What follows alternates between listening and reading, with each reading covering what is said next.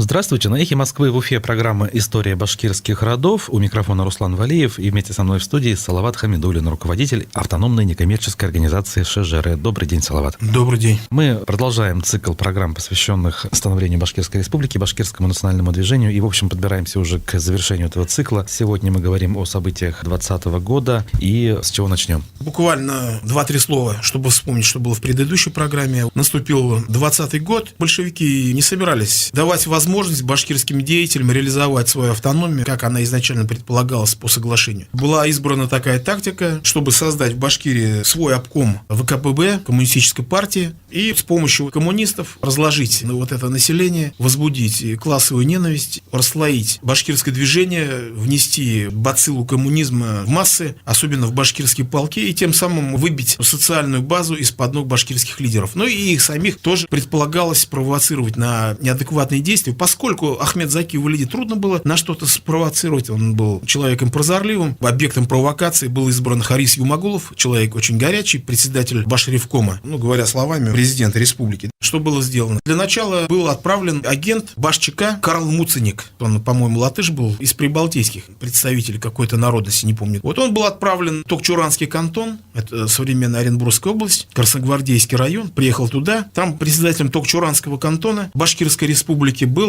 Мухаммедша Бурангулов, известный башкирский фольклорист. Мало кто знает, но он же еще был и одним из активнейших участников башкирского национального движения, участвовал в организации Токчуранского кантона, органов власти и так далее. И вот он в подпитии, Карл Муценик, как-то невзначай раз и сказал Мухаммедша Бурангулову, что в Стерлитамаке мы все подготовили, ребята готовы, все, револьвер заряжен, вот-вот мы там совершим переворот и всех там и Валиди, весь Башревком к стенке поставим. Мухаммедша Бурангулов, естественно, это все немедленно отправил нарочного гонца в Стерлитамак, который приехал и все рассказал об этой ситуации, которая произошла. Сейчас историки, кстати, до конца не решили, что это было. Там действительно они готовили заговор, или это была такая намеренная утечка информации. Да? До сих пор вопрос, он как бы открытый. Так или иначе, когда пришла вот эта информация, она заставила башкирских лидеров встревожиться. На нервах проходило известное заседание Башревкома 12 января 1920 года, в котором на этом заседании повестка дня была утверждение положения об отделе внешних сношений при Башцике, Министерстве иностранных дел, поскольку башкиры собирались устанавливать отношения там с другими областями, в первую очередь, с другими республиками, например, с Бухарской Народной Республикой, которая была в Туркестане и так далее, и так далее. Такие были задачи в пункте А определены. Сношения с федеративными советскими республиками, входящими в РСФСР. Когда это все было поставлено на голосование, представители Башобкома, небезызвестный Галиш Шамигулов, а также уполномоченные центры Артем и Самойлов заявили, что вот этот проект об организации комиссариата внешних сношений означает фактически первый шаг к полному отделению Башкирии. Заявили, вот такая ситуация, все это в скандал в какой-то превратилось. Потом сыграла роль, конечно, то ли дезинформация, то ли действительно утечка о том, что готовится переворот, который исходил от Карла Муценика. Так или иначе, башкирские лидеры, деятели, неискушенные в подобных делах, проглотили наживку. В ночь с 15 на 16 января 1920 года все участники предполагаемого заговора, Галиш Шамигулов и другие, правда, Артема Самойлова они не осмелились трогать, поскольку это были непосредственно эмиссары Ленина и Сталина. Галиш Шамигулов и еще несколько членов Башобкома и Баш-ЧК были арестованы. Комендант Стерлитамака, чешский офицер Файгель, заявил, что будет стрелять по Красной армии РСФСР, раз ему прикажут башкирские власти. Когда потребовали освобождения, вот такое заявление прозвучало. Все это было немедленно доложено Ленину, Сталину.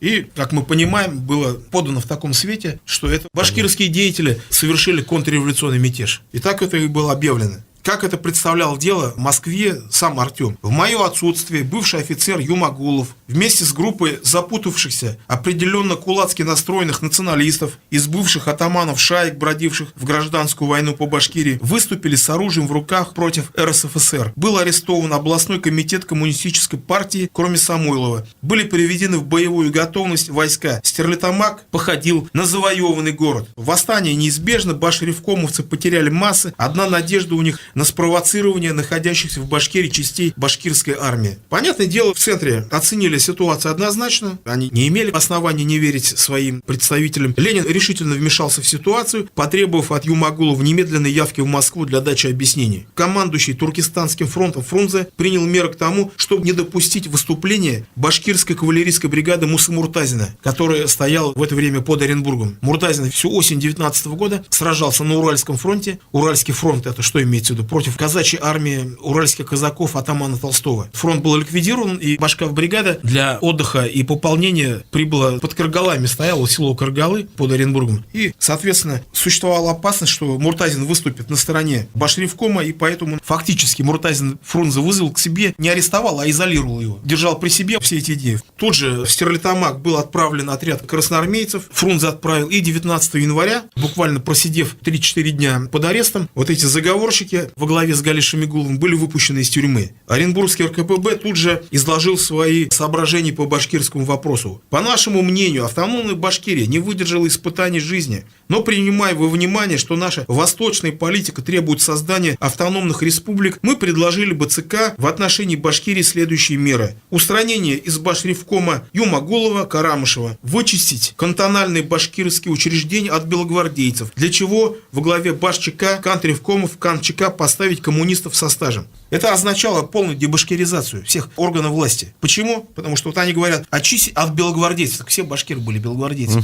Прилагалось полностью их вычистить. Ситуация была настолько сложной, настолько она была взрывоопасная, потому что еще бы чуть-чуть и партизанщина началась. Поэтому в марте 2020 года в Уфу прибыл даже сам Лев Троцкий. Собрал он заседание, и вот этот экстренный пленум проходил в здании нашего театра оперы и балета. Тогда это назывался Аксаковский народный дом. И вопреки ожиданиям местных большевиков, Троцкий неожиданно встает на сторону Башревкома. Критикует Самойлова. В это время как раз тоже в Уфе находился личный представитель Ленина Тимофей Сидельников, который также считал, что первопричиной январского конфликта были именно московские эмиссары. Вот что он писал, Сидельников. Башкирию в начале года поставил на дыбы, в кавычках, ласковый теленок товарищ Артем своей мелкотравчатой и плоскодонной политикой вместе с почти полной деловой невменяемостью. Даже Железный Феликс, уяснив суть проблемы, извиняющимся тоном успокаивает башкирских деятелей заверениями о том, что центральные власти, кавычки открываются, с должным вниманием и уважением относились и будут относиться к независимой Башкирии. Казалось, конфликт был улажен, насколько он может быть улажен между вот такими непримиримыми врагами. Кремль строил свои планы, а Башревком свои. Действительно, Юмагулова отозвали в центр.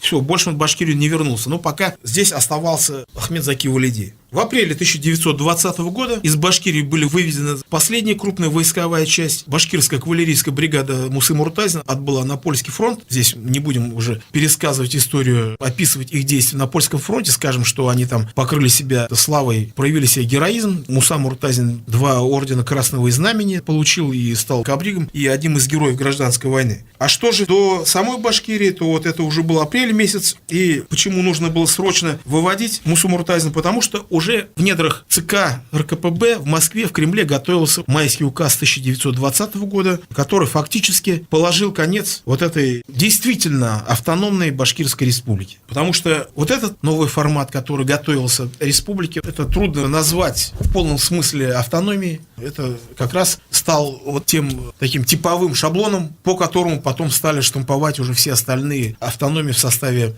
РСФСР. 8 апреля 1920 года состоялось заседание ЦК РКПБ, на котором по башкирскому вопросу сделал выступление Сталин. В принятых решениях говорилось о контрреволюционной опасности в Башкирии. Дзержинский предлагал даже предать суду Хариса Юмагулова. Ну, наконец, было решено в Москву, также для дачи объяснений теперь уже самого Валидова. Последний такой крупный лидер, который должен отбыть из Башкирии в Москву накануне принятия нового декрета. Ахмед Заки Валидиев пишет в воспоминаниях: 8 апреля Сталин вызвал меня к телеграфу и сказал: товарищ Валидов, надо посоветоваться по нескольким важным вопросам, касающимся башкирских войск. Приезжайте в Москву, с вами прибудет и Самойлов. Сразу стало понятно, что ищут повода оторвать меня от Башкортостана. 14 мая 2020 года Сталин принял Валидова, между ними состоялся разговор. Сталин заявил, что некоторые башкирские деятели считают Башкирскую республику почти независимой от РСФСР. Хотя есть и другая крайность. Некоторые работники центра сводят на нет автономию Башкирии, ущемляют ее национально-государственный суверенитет. Поэтому, сказал Сталин, нужно определить конституционные нормы устройства автономной Башкирии. Валидов ответил, что ни один из них не считает Башкирскую республику независимой от России, но лишь придерживается параграфа 8 Конституции РСФСР и текста соглашения с советской властью. И так далее, и так далее. Все. Он пытался апеллировать всем соглашениям, которые были заключены. Что не нужна новая конституция. Да, и так далее, и так далее. В конечном итоге состоялся знаменитый разговор Валидова с Лениным. Валидов сказал Ленину: в марте 19 года мы приняли соглашение. Оба поставили подписи. Права одной угнетенной нации Востока, хоть и не в полной мере, были признаны. Через 14 месяцев они превратились в прах. Ленин отвечает: на каком основании вы поднимаете такие нравственные проблемы? Какой вы революционер? Чего вы цепляете за эти соглашения? Наши с вами соглашения — лишь клочок бумаги, который никого ни к чему не обязывает.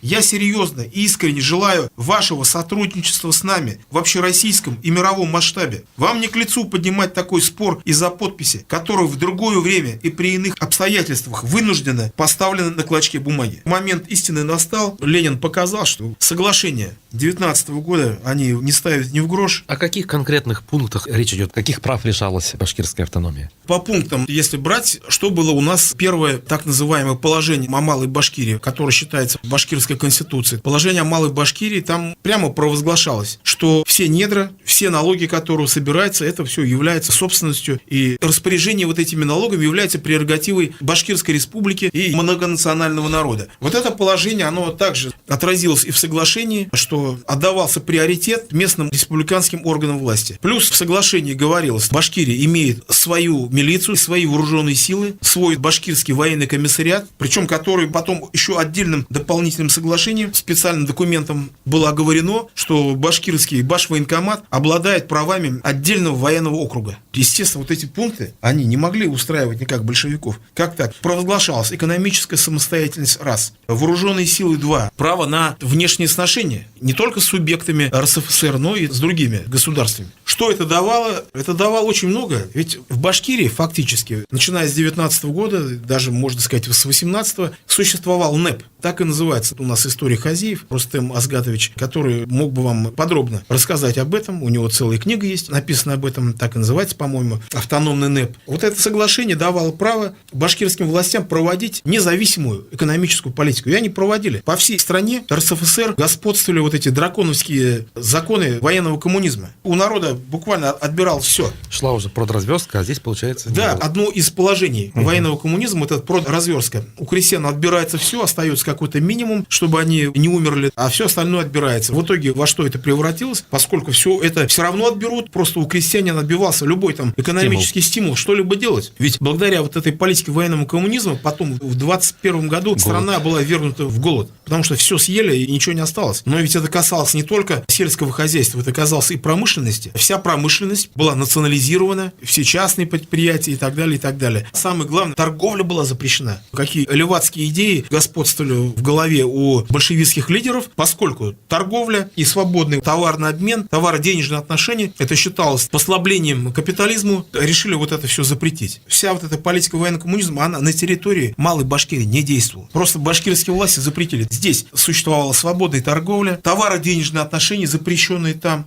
продразверстка не действовала, все предприятия работали.